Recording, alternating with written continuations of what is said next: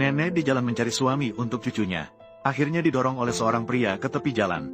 Melihat nenek hampir tertabrak mobil, pria cacat yang duduk di kursi roda dengan cepat muncul dan menangkap nenek. Ini mencegah terjadinya tragedi. Nenek segera mengamati pria itu dari atas ke bawah.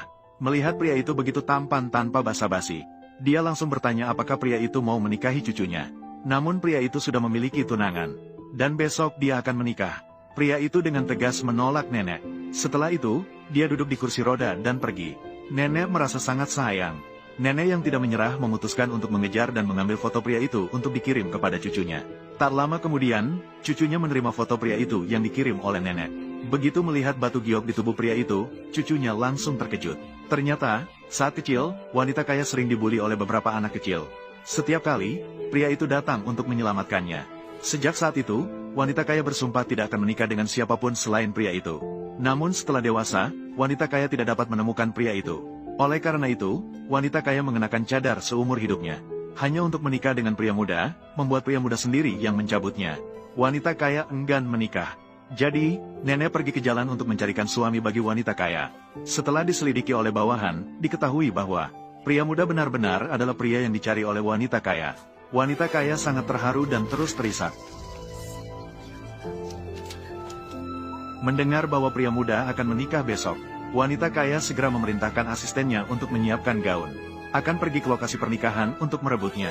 Malam itu, pria muda datang ke perusahaan untuk menjemput tunangannya. Namun, tiba-tiba menerima telepon dari kantor penegakan hukum.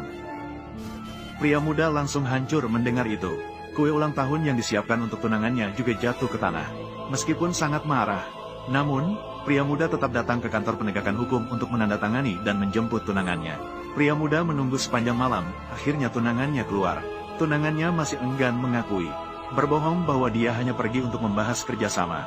Apakah pria muda perlu bersikap serius? Namun, pria muda bukanlah orang bodoh. Katanya, tunangannya benar-benar tidak tahu malu.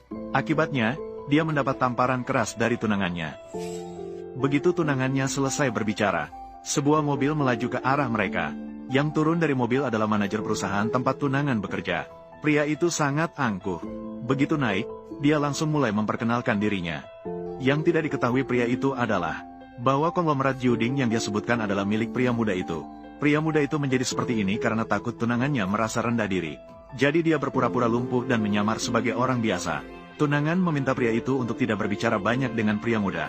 Berbicara lebih banyak pun, orang seperti pria muda itu tidak akan mengerti. Tunangan langsung meninggalkan pria muda dan pergi bersama pria itu. Pria muda itu sangat sedih. Dia segera melepas cincin pertunangannya. Bawahan meminta izin